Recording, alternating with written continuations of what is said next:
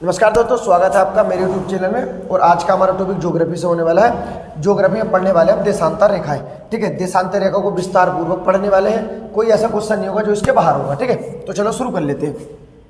पहला क्वेश्चन क्या आपका, अंतर्राष्ट्रीय तिथि रेखा कहलाती है या अंतर्राष्ट्रीय तिथि रेखा किसे कहते हैं। ठीक है, पहला ऑप्शन 180, दूसरा आपका 0 डिग्री देशांतर, या तीसरा क्या आपका 82.5 पूर्वी देशांतर है ये आपका, या 15 डिग्री। ठीक है, तो अंतर्राष्ट्रीय तिथि रेखा किसे कहते हैं?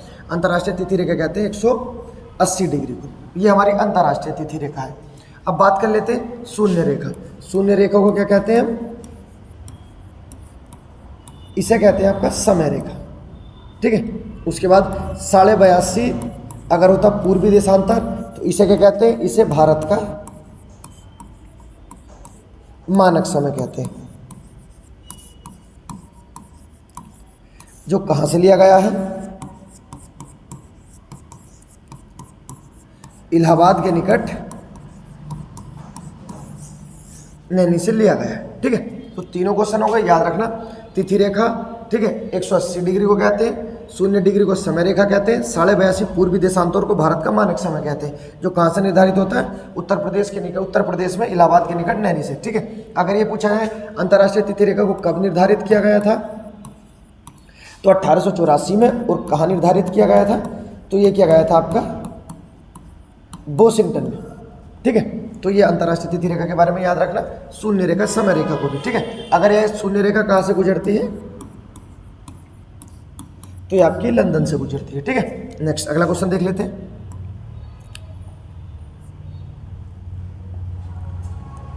गुजरात के सबसे पश्चिमी छोर तथा अरुणाचल प्रदेश के सबसे पूर्वी छोर के मध्य कितने देशांतर का अंतर है, या भारत कितने देशांतरों में आता है? ठीक है, ये भी इसी का यही मतलब है। तो भारत में कितनी देशांतर रेखाएं जाती है ये आपको बताना है। ठीक है, अब देख लेते हैं इसे। इससे पहले आंसर से पहले एक चीज देख लेते हैं। जो हमारा देशांतर विस्तार शुरू होता है, कहाँ से शुरू होता है आपका? 68, ठीक है, 7 जो भी मिनट है आपका से 97.25 मिनट तक। ठीक है, ये शुरुआत होती है हमारी। देशांतर विस्तार के आधार पर भारत का विस्तार आता है। ठीक है, इनके मध्य कितने देशांतर हैं? तो ये आपके 29 हो गए। ठीक है, तो देशांतर के विस्तार के आधार पर जो है भारत में कितनी देशांतर रेखा है, तो याद रखना 29। एक तो ये आता है। उसके बाद ये पूछा जाता है भारत का देशांतर विस्तार शुरू कहाँ से होता है, तो ये शुरू होता है 68 से। ये कहाँ पर है भैया?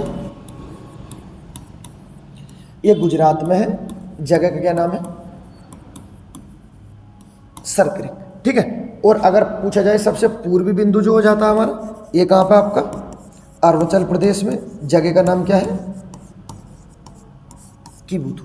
ठीक है, तो ये याद रखना कि कितने भारत कितने देशांतरों के मध्य आता है, तो 68 से 97 के बीच में आता है। कुल कितनी देशांतर रेखाएं आ गई हमारी? 29, जो क्वेश्चन में पूछी गई थी। ठीक है, एग्जाम में आया हुआ क्वेश्चन है। अगर अब ये पूछा जाता कि भारत के सबसे पूर्वी छोर और पश्चिमी छोर के मध्य कितने समय का अंतर है, तो ये आपको पता है। ठीक है, एग्जाम में कई बार आया है। कितने? 2 घंटे का अंतर है, लगभग 2 घंटे का। इसे भी हम निकाल लेते हैं, ये भी निकल जाएगा। ठीक है, जैसा आपको पता है कि 1 डिग्री देशांतर रेखा में कितनी मिनट होती है? 4 मिनट होती है। ठीक है, और भारत के मध्य कितने देशांतरों का विस्तार है? 29। ठीक है, तो 29 को गुणा कर दो 4 से, कितना आएगा? 116 मिनट हो गई है। ठीक है, अब हम कह सकते हैं लगभग 2 घंटे। तो इसी से बहुत सारे क्वेश्चन बना देते हैं वो अलग अलग तरह से। अगर टाइम पूछे तो 2 घंटे। ठीक है, विस्तार पूछे तो कितनी देशांतरों का? 29। कहाँ से शुरू होता है? ठीक है, 68 से। ठीक है, कहाँ तक जाता है? 97.25 तक। कितने बचे देशांतर? ये हो गए। कहाँ से आज शुरुआत होती है देशांतर की? तो गुजरात से सरक्रिक, और अंत कहाँ होता है? ठीक है, अरुणाचल प्रदेश के किबुथु से। ठीक है, क्वेश्चन को समझना एक बार, सारे क्वेश्चन सोल्व हो जाएंगे इसी से। नेक्स्ट क्वेश्चन देख लेते हैं। भारतीय मानक समय रेखा कितने राज्यों से गुजरी है? ठीक है, भारतीय मानक समय रेखा जो 82.5 पूर्वी देशांतर है। पूर्वी लगाना जरूरी है। ठीक है, क्योंकि भारत पूर्वी में आता है। ठीक है, ये याद रखना। तो मानक समय हमारे कितने राज्यों से गुजरी है? सही है ना? हाँ सही है। 2, 4, 8 या 5?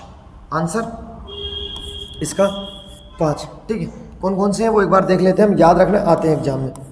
यूपी, एमपी, उसके बाद छत्तीसगढ़, ठीक है, यूपी एमपी छत्तीसगढ़, उसके बाद उड़ीसा, और उसके बाद आ गया आपका अरुणाचल प्रदेश, आंध्र प्रदेश है ना। तो यूपी एमपी एपी, एपी से क्या है, ये आंध्र प्रदेश है, उसके बाद छत्तीसगढ़ और उड़ीसा। टोटल हमारा समय रेखा कितने राज्यों से जाता है, 5 से, पांचों राज्य हैं, याद रखना, ठीक है। उसका नेक्स्ट, भारतीय मानक समय रेखा तथा कर्क रेखा भारत के किस राज्य में मिल जाती है। अच्छा क्वेश्चन है। जो हमारी कर्क रेखा या बोलते हुए कि भारत के मध्य से कौन सी रेखा जाती है, तो उसे उसका आंसर क्या होता है आपका, कर्क रेखा, ठीक है। इस कर्क रेखा का एक दूसरा नाम भी है उत्तरी रेखा, और ये याद रखना कर्क रेखा का नाम उत्तरी रेखा है, ठीक है। ये हमारे बिल्कुल मध्य से जाती है, पूछा था कर्क रेखा और जो आपकी आती है देशांतर रेखा, जो हमारी मानक समय माना गया, किस जगह मिल जाती है ये दोनों, तो ये दोनों कहाँ मिल जाती है भैया, ये दोनों छत्तीसगढ़ में मिल जाती है, ठीक है। तो सही था, भारत का मानक समय रेखा तथा कर्क रेखा भारत के किस राज्य में मिलती है, तो आंसर आपका छत्तीसगढ़, ठीक है। उसके बाद देखो नेक्स्ट अगला क्वेश्चन क्या है, IST इंडियन स्टैंडर्ड टाइम, ठीक है, निम्नलिखित में से किस स्थान से लिया गया है, या भारत का मानक समय कहाँ से लिया गया है, इसके बारे में हम क्वेश्चन में चर्चा कर चुके हैं। कहाँ से लिया गया है, इलाहाबाद के निकट नैनी से लिया गया है, ठीक है, ये याद रखना। उसका नेक्स्ट अगला क्वेश्चन क्या है, पृथ्वी अपनी धुरी पर किस दिशा में घूमती है, सही, पृथ्वी अपनी धुरी पर किस दिशा में घूमती है, तो इसका आंसर मैं ऐसे बता देता हूँ, पश्चिम से पूरब की ओर घूमती है पृथ्वी, पश्चिम से पूरब की ओर घूमती है। इसी कारण जो पूरब का समय होता है वो हमेशा प्लस में आता है, जो पश्चिम का समय होता है वो हमेशा माइनस में आता है। क्यों, क्योंकि पृथ्वी जब घूमती है तो वो क्या है, पश्चिम से पूरब की ओर घूमती है, तो पूरब का समय प्लस, पश्चिम का माइनस, ठीक है। ये कॉन्सेप्ट है जो हमारे टाइम का होता है। उसका नेक्स्ट अगला क्वेश्चन देख लेते हैं, जीरो प्रधान यामी-उत्तर रेखा, जो हम पढ़ रहे थे ना समय रेखा, उसे भैया 0 डिग्री प्रधान यामी-उत्तर रेखा भी कहते हैं, ठीक है। तो समय रेखा को प्रधान यामी-उत्तर रेखा भी कहते हैं, जो लंदन से जाती है, उसी के बारे में लिखा हो। शून्य रेखा प्रधान यामी-उत्तर रेखा से 180 डिग्री पश्चिम की ओर जाने पर कितना समय लगेगा, ठीक है। बड़ा आसान क्वेश्चन, देख लेते एक बार। पूरा चक्कर लगाने में पृथ्वी को, ठीक है, 24 घंटे का समय लगता है। ये उसका आधा पूछा है, ठीक है, 360 का, 360 डिग्री का आधा ही तो है आपका 180 डिग्री, ठीक है। जब 360 में 24 घंटे तो 180 में 12 घंटे। ये थोड़ा सा हिसाब लगाने वाला क्वेश्चन था, आया हुआ एग्जाम में, वही सेम जो एग्जाम में आए हुए उन्हीं पे डिस्कस कर रहे हैं ना, ठीक है। तो कितना, 12 घंटे, सही। नेक्स्ट, विश्व में कुल कितने टाइम जोन हैं। अच्छा क्वेश्चन, विश्व में कुल कितने टाइम जोन है, ठीक है। तो विश्व में कुल कितने टाइम जोन है, इसका आंसर है आपका 24 टाइम जोन, ठीक है। अब टाइम जोन से जो और क्वेश्चन आते हैं, ठीक है, अगर ये पूछा जाए सर्वाधिक टाइम जोन कहाँ पर है, तो कहना रूस में, कितने, तो कहना 11। उसके बाद दूसरे नंबर पर सर्वाधिक टाइम जोन, तो कहना आपका USA, कितने, 9। उसके बाद ऑस्ट्रेलिया, कितने, 3। ये पूछे गए हमारे एग्जाम में तीनों, ठीक है। तो तीनों को एक जगह जोड़ दिया। रूस में कितने आपके, 3, अमेरिका में 9, ऑस्ट्रेलिया में 3। अगर इसके बाद डायरेक्ट एक क्वेश्चन ये पूछा जाता है कि फ्रांस में कितने टाइम जोन है, ठीक है, तो इसका आंसर होता है आपका 12, ठीक है। अब आपने ये बोल दिया कि आपने अभी यहाँ बता दिया सर्वाधिक टाइम जोन रूस में, और फ्रांस में यहाँ बता दिया 12, ठीक है। तो कॉन्सेप्ट ये है कि फ्रांस में तो एक ही टाइम जोन है, लेकिन फ्रांस का हिस्सा है अलग अलग जो टापू हैं उसके, ठीक है, उन्हें सबको जोड़ लिया जाता है। तो जब ये टोटल कितने हो जाते हैं, 12 हो जाते हैं। अगर स्पेशल फ्रांस से क्वेश्चन पूछा है तो 12, अगर नॉर्मल क्वेश्चन पूछा है सर्वाधिक टाइम जोन, तो रूस कई बार क्वेश्चन आए हैं, उसका यही आंसर होता है। जैसा बताया ऐसे ही आपको याद रखना है। विश्व में सर्वाधिक टाइम जोन किस देश में है, इसी की बात कर रहे थे हम अभी। तो सर्वाधिक टाइम जोन किस में, आपका रूस में, ठीक है, क्लियर है। उसके बाद अगला क्वेश्चन भी पीछे पढ़ भी लिया था हमने, अंतर्राष्ट्रीय समय रेखा किसे कहते हैं, सही है। बात तो इसकी भी कर ली, चर्चा तो इस पर भी हो गई है कि अंतर्राष्ट्रीय समय रेखा किसे कहते हैं, सही। समय रेखा शून्य डिग्री को कहते हैं। इसे ही प्रधान यामियोत्तर रेखा भी कहते हैं, ठीक है, प्रधान यामियोत्तर रेखा भी यही है। ये भैया क्या है ना कि कुछ रेखाओं के नाम होते हैं ना, तो वो एग्जाम में प्रधान यामियोत्तर रेखा दे देगा, वो ना देकर समय रेखा दे देगा, तो हम क्या ना उसमें घूम जाते हैं, पता नहीं क्या पूछ लिया, हमने पढ़ा नहीं था, बाकी कुछ नहीं, आसानी है। उसके बाद देखो, उत्तरी प्रशांत महासागर में अंतर्राष्ट्रीय तिथि रेखा के विचलन का कारण क्या है? जो हमारी अंतर्राष्ट्रीय तिथि रेखा है 180 डिग्री, ठीक है, उसके विचलन का कारण, विचलन मतलब इस तरह से जो हो जाती है वो, उसके विचलन का कारण क्या है? तो एक द्वीप के कारण क्या होता, हमारी अंतर्राष्ट्रीय तिथि रेखा विचलन कर जाती है, ठीक है। उस द्वीप का नाम बताना है। पहला ऑप्शन में हवाई द्वीप, क्यूराइल द्वीप, एल्यूसिया द्वीप, या इसमें से कोई नहीं। तो अंतर्राष्ट्रीय तिथि रेखा एल्यूसिया द्वीप के कारण क्या होता है, विचलन कर जाती है, ठीक है, याद रखना, बहुत इंपॉर्टेंट है ये आपका। ये राजस्थान में पूछा गया क्वेश्चन था, अच्छा क्वेश्चन। नेक्स्ट अगला देख लेते हैं। अंतर्राष्ट्रीय तिथि रेखा कौन सी जल संधि से होकर जाती है? बहुत अच्छा क्वेश्चन है। अंतर्राष्ट्रीय तिथि रेखा कौन सी जल संधि से होकर जाती है? तो अंतर्राष्ट्रीय तिथि रेखा जो है हमारी बेरिंग जल संधि से होकर जाती है, ठीक है। अब बेरिंग जल संधि के बारे में देखो, अगर ये पूछा जाए बेरिंग जल संधि अंतर्राष्ट्रीय तिथि रेखा पर स्थित है, इतना क्लियर है। उसके बाद ये किस किस के बीच है? तो कहना अलास्का और ये रूस के मध्य, ठीक है। एक तो अंतर्राष्ट्रीय तिथि रेखा बेरिंग जल संधि, दूसरा अलास्का और रूस के मध्य स्थित है। अगर इससे अलग भी क्वेश्चन पूछा जाए तो ये कहना आपको कि ये आपका, हाँ, ये किसे किसे अलग करती है? रूस वाला हिस्सा क्या है आपका एशिया, और अलास्का वाला आपका उत्तर अमेरिका, ठीक है। अब देखो कितने क्वेश्चन बनेंगे कि दो महाद्वीपों को अलग करती है, कौन कौन से? उत्तर अमेरिका और एशिया को अलग कौन सी जल संधि करती है? बेरिंग जल संधि। कहाँ पर स्थित है? कहना अलास्का और रूस, इतना क्लियर। अंतर्राष्ट्रीय तिथि रेखा पर कौन सी जल संधि है? बेरिंग जल संधि। ये सारे क्वेश्चन बेरिंग जल संधि से। उसके बाद ये आगे डोबर जल संधि, ये किस किस के बीच है? ये आपकी इंग्लैंड और फ्रांस के मध्य है, ठीक है, ये याद रखना। इसके बारे में एक चीज और याद रखना कि ये जो डोबर जल संधि है ये हमारी शून्य रेखा पर स्थित है, ठीक है, जिसे हम मानक समय रेखा कहते हैं या जिसे यामियोत्तर रेखा कहते हैं, ठीक है। तो ये हो गई। उसके बाद डेबी जल संधि, ये ग्रीनलैंड और कनाडा के मध्य स्थित है, ठीक है। अब एक जल संधि बची, तो इसके बारे में याद रखना, मोरक्को और स्पेन के मध्य स्थित है। चारों जल संधि है बहुत इंपॉर्टेंट जल संधि, ठीक है। देखो ये वाली जल संधि है ना जिब्राल्टर जल संधि, ये भी क्या मोरक्को और स्पेन के हैं। ये जल संधि भी दो महाद्वीपों को अलग करती है, एक आपका अफ्रीका, दूसरा आपका यूरोप, ठीक है। ये भी दो को अलग करती है, एक आपका उत्तर अमेरिका, दूसरा आपका एशिया, ठीक है। इस तरह से जल संधि वाले क्वेश्चन है, आप एक बार देख लेना अच्छे से। भारत की समय रेखा किसे माना गया है? रिपीट क्वेश्चन है, रिपीट तो नहीं है क्वेश्चन, लेकिन हम इसके बारे में बात कर चुके हैं। 82.5 पूर्वी देशांतर रेखा को भारत का मानक समय माना गया है, ठीक है। यही है ना भारत की समय रेखा, सही है, 82.5 पूर्वी देशांतर। उसके बाद भारत का देशांतर विस्तार कहाँ से प्रारंभ होता है? अगर आपने पीछे वाले क्वेश्चन करे होंगे ना तो इसका आंसर आपने दे दिया होगा अब तक, ठीक है। हमारा देशांतर विस्तार कहाँ से शुरू होता है? 68 डिग्री 7 से शुरू होता है, जो कहाँ पर है भैया? सरक्रिक, गुजरात में। और कहाँ तक होता है अगर ये भी आता ना तो ये भी याद रखना कि बुथु आपका अरुणाचल प्रदेश में, ठीक है, इतना याद रख लेना। तो हमारा देशांतर विस्तार कहाँ से शुरू होता है? 68 से। कहाँ तक जाता है? तो कह रहे हैं 97 तक, ठीक है। उसके बाद अगला क्वेश्चन देख लेते हैं। अगला क्वेश्चन क्या आपका? देशांतर रेखा कितने देशों से होकर गुजरती है, ठीक है।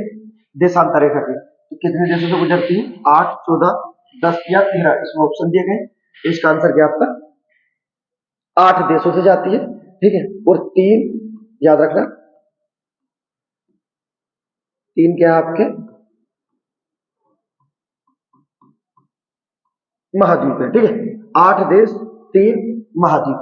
और ये 8 देश कौन कौन से, ठीक है। तो इसमें 3 देश तो हमारे कहाँ के आते हैं, यूरोप के आते हैं। कौन सा, पहला इंग्लैंड, दूसरा फ्रांस और तीसरा स्पेन, ठीक है। ये यूरोप के देश हो गए। उसके बाद अफ्रीका के कितने देश आते हैं, 5। पहला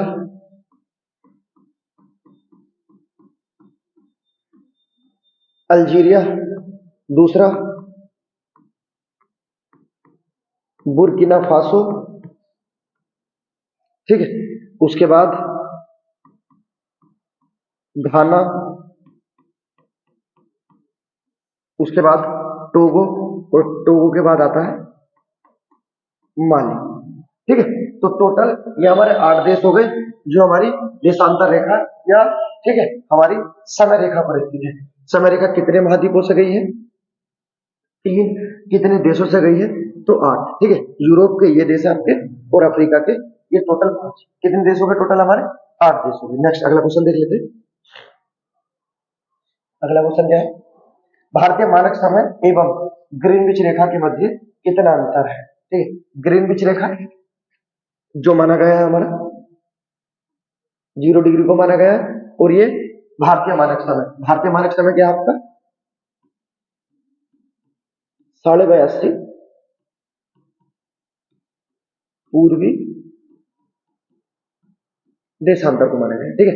इनके मध्य कितने समय का अंतर है, टाइम पूछना है, ठीक है। अब 0 डिग्री से, ठीक है, 82.5 पूर्वी देशांतर का आने में हमें कितना समय लगेगा, इसका आंसर क्या आपका 5 घंटे 30 मिनट, ठीक है। निकाल सकते हो आप कि 1 डिग्री में कितनी मिनट होती है, 4 मिनट, 15 में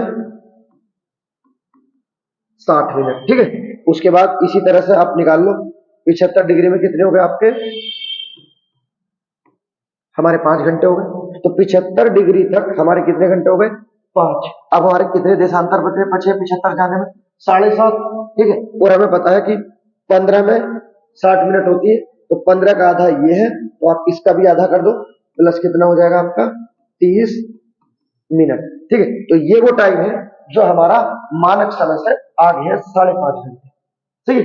अगला क्वेश्चन देख लेते हैं। अगला क्वेश्चन क्या होगा इसका, देशांतर रेखाओं की कुल संख्या कितनी। अच्छा क्वेश्चन है, देशांतर रेखाओं की कुल संख्या पूछी गई है। तो देशांतर रेखाओं की कुल संख्या कितनी है हमारी 360 पूरी देशांतर रेखाओं की संख्या है। अब जो आपने पढ़ा है या जो आपको लगता है कि देशांतर रेखाओं की संख्या कितनी है, अब आपको लग रहा होगा 180 पूर्वी देशांतर और 180 पश्चिमी देशांतर। अगर आपको ये लग रहा है तो ये आपको बिल्कुल ही गलत होगा, ठीक है। जो हमारी देशांतर रेखाओं की संख्या 360 है वो ये नहीं है। अगर ये बैठती है आपकी तो आप इसे शून्य रेखा को ऐड कर लो, फिर कितनी हो गई, फिर तो 361 हो गई, जो आंसर हमारा क्या है गलत, ठीक है। तो ये 360 बनती कौन सी है, ठीक है। एक बार देख लेते हैं इसे, देखो शून्य रेखा है ये आपकी, इसके पूरब की ओर जाने पर 179 होती, पश्चिम की ओर जाने पर 179 होती, ठीक है। टोटल कितनी हो गई आपकी ये 358। एक ये हमारी शून्य रेखा हो गई, 359 प्लस एक हमारी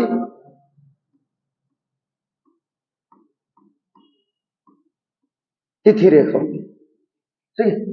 ये टोटल मिलकर हमारे कितने बनते हैं 368 बनते हैं, सही है। तो वो जो हम पढ़ते हैं 80-80 वो कॉन्सेप्ट हमारा गलत है, ये बिल्कुल सही कॉन्सेप्ट है हमारा, ठीक है। देशांतर रेखाओं की कुल संख्या कितनी है तो 360, किस तरह से वो 360 है, ये वो 360 बनता है, सही है। अगला क्वेश्चन देखो, कोई ऐसा क्वेश्चन होगा ही नहीं, ठीक है, जो अपना ना हो कंप्लीट। देखो देशांतर रेखाओं की सर्वाधिक दूरी कहां पर होती है? बिल्कुल सही, आसान क्वेश्चन है कि देशांतर रेखाओं की सर्वाधिक दूरी कहां पर होती है। सही है।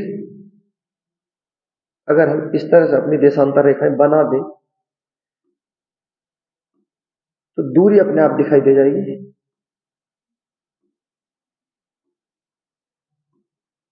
ठीक है, और ये हमारी कौन सी हो गई? भूमध्य रेखा। ठीक है, तो ये जो हमारी देशांतर रेखा है इसकी सर्वाधिक दूरी कहां पर होती है? भूमध्य रेखा पर होती है। ठीक है, और देशांतर रेखाओं की सबसे कम दूरियां है तो कहना ध्रुवों पर होती है। ये जिस जगह से शुरू होती है उसी जगह पर जाकर खत्म हो जाती है। ठीक है, उस सर्वाधिक दूरी कहां होती है? भूमध्य रेखा पर। तो क्या पूछा सर्वाधिक दूरी कहां पर है?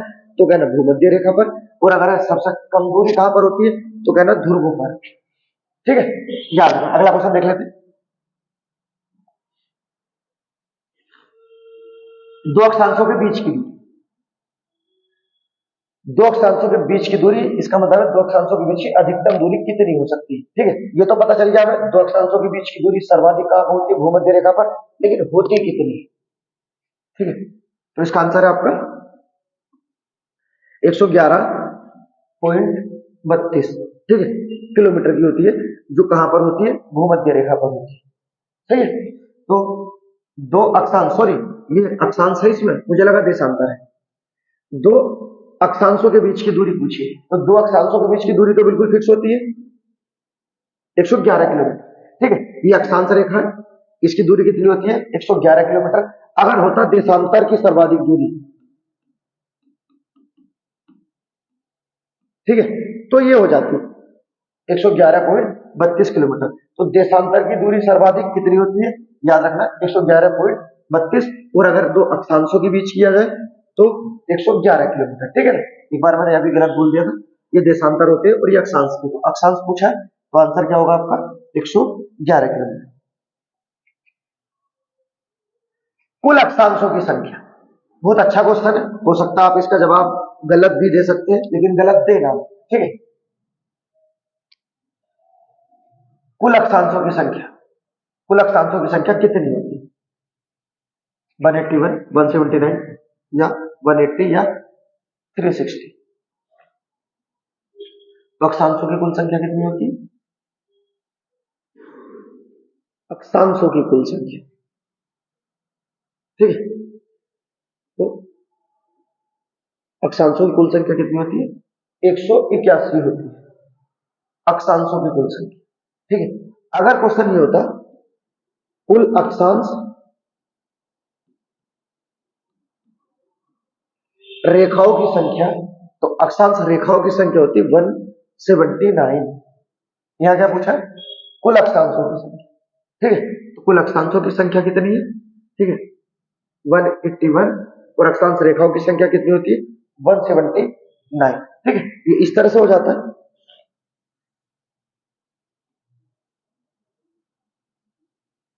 ये हमारी अक्षांश रेखा है।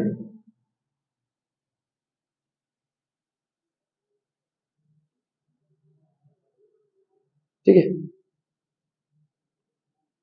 ये समानांतर खींची जाती है, इनके बीच की दूरी बिल्कुल बराबर होती है 111 किलोमीटर। इनके बीच की दूरी बराबर होती है 111। लेकिन लास्ट में क्या होते हैं? ये दो पॉइंट बने होते हैं जिन्हें ध्रुव बोलते हैं ना। तो ये रेखा नहीं है, लास्ट में क्या बने हुए हैं? ये ध्रुव बने हुए हैं लास्ट में। ठीक है, तो इन्हें रेखा में काउंट नहीं किया जाता, इसी कारण हमने ये 2 माइनस कर दिया यहाँ पे। ठीक है, तो ये आप याद रख लेना।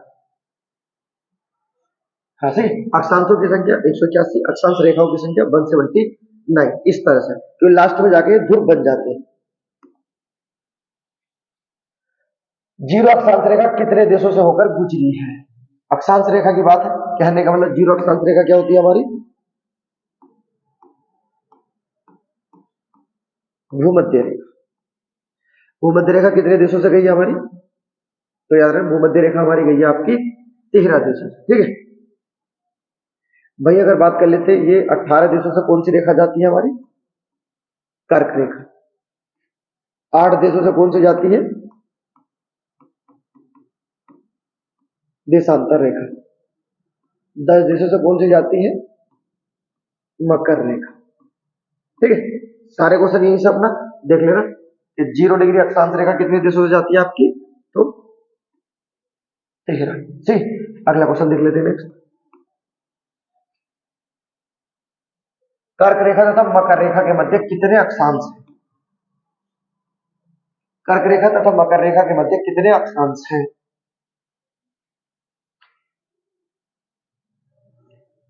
ये क्वेश्चन जो होगा भी आपका ऑप्शन के माध्यम से होगा।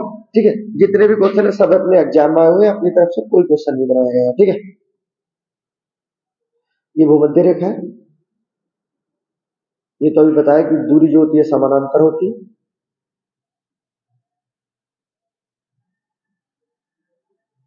ठीक है, कर्क रेखा और मकर रेखा के बीच कितने अक्षांश आते हैं? ठीक है, अब मान लेते हैं यहां पर कि ये हमारा 23.5 उत्तरी अक्षांश है। इधर ये मान लेते हैं 23.5 लिख देते हैं पूरा, उत्तरी अक्षांश, जिसे क्या बोला जाता है भैया?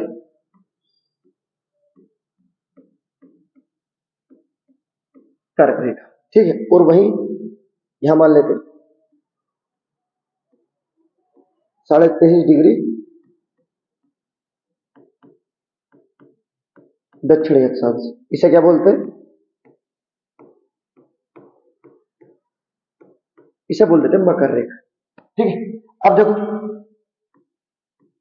23 तो ये हुआ, 23 ये हुआ। ठीक है, तो यहां तक कितना हो गया आपका? 46 प्लस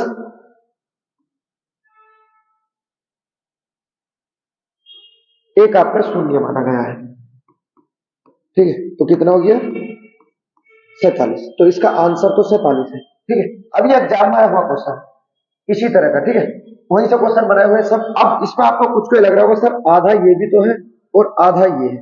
ठीक है, तो इसे आप 48 कर लेते हैं, लेकिन 48 सही नहीं होता। ठीक, ऑप्शन के माध्यम से क्या आपका ही 47, और ये बिल्कुल सही भी है। ठीक है, कि कर्क रेखा और मकर रेखा के बीच कितने अक्षांश आते हैं? तो कह रहे 47। भूमध्य रेखा की पृथ्वी पर लंबाई लगभग में, भूमध्य रेखा की पृथ्वी पर लंबाई कितनी है? तो भूमध्य रेखा पर पृथ्वी की लंबाई जो आपकी 40,000 है, 40,900 किलोमीटर है। लेकिन भैया जैसा एग्जाम आया हुआ वो दिया गया सिर्फ लगभग में दी गई है, तो इसका आंसर क्या आपका 40,000। सही, भूमध्य रेखा पर लंबाई याद रखना। भूमध्य रेखा कितने देशों से होकर गुजरती है? अभी हम इसके बारे में पढ़ चुके हैं कि हमारी भूमध्य रेखा कितने देशों से जाती? 13 देशों से। ठीक है, रिपीट है क्वेश्चन। इससे पहले क्या था? 0 डिग्री अक्षांश रेखा बोल दिया था, अब भूमध्य रेखा बोल दिया, एक ही बात है। ठीक है, अगला क्वेश्चन देख लेते हैं, ये तो रिपीट ही। कर्क रेखा पर सबसे बड़ा दिन कौन सा होता है? कर्क रेखा पर पूछा गया है, कर्क रेखा पर सबसे बड़ा दिन। तो कर्क रेखा बोल लो या उत्तरी गोलार्ध बोल लो। ठीक है, सबसे बड़ा दिन क्या होता है आपका? 21 जून का होता है। इस पर सूर्य की किरणें लंबवत पड़ती है। ठीक है, उसके बाद कर्क रेखा। अगर बात करते हैं दिसंबर की तो क्या ना, मकर रेखा पर। अगर होता ये पूछा कर्क रेखा सबसे बड़ा दिन, अगर इसे मकर रेखा पूछता, मकर रेखा पर सबसे बड़ा दिन, तो बताते 22 दिसंबर। ठीक है, और पूछते ये आपका 21 मार्च और 23 सितंबर, तो कहना भूमध्य रेखा पर सही है, ये बराबर दिन होंगे। भूमध्य रेखा पर कब बराबर दिन होंगे? तो ये दोनों याद रखना, 21 मार्च और 23 सितंबर। और मकर रेखा पर सबसे बड़ा दिन तो कहना 22 दिसंबर। और क्वेश्चन क्या था? कर्क रेखा पर सबसे बड़ा दिन 21 जून। सही है, उसके बाद देख लेते हैं अगले क्वेश्चन। ये तो रिपीट है क्वेश्चन। शून्य अक्षांश रेखा और शून्य देशांतर रेखा कहां मिल जाती है या कहां पर अवस्थित है? इसका मतलब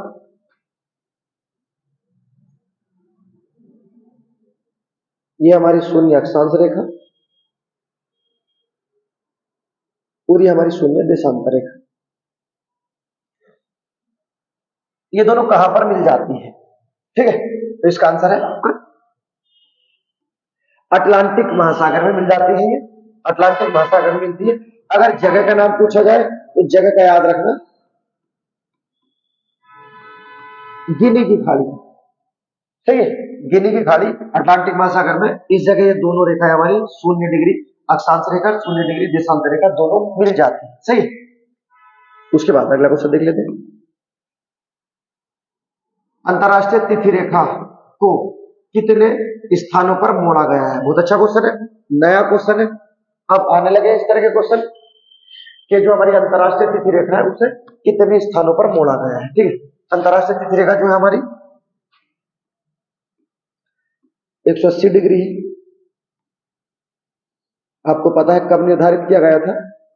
1884, सही है। इसके बारे में हम पहले पढ़ चुके हैं। अमेरिका के वॉशिंगटन में इसका सम्मेलन हुआ था। कितने देशों ने भाग लिया था? तो कहना 26 देशों ने भाग लिया था, ठीक है।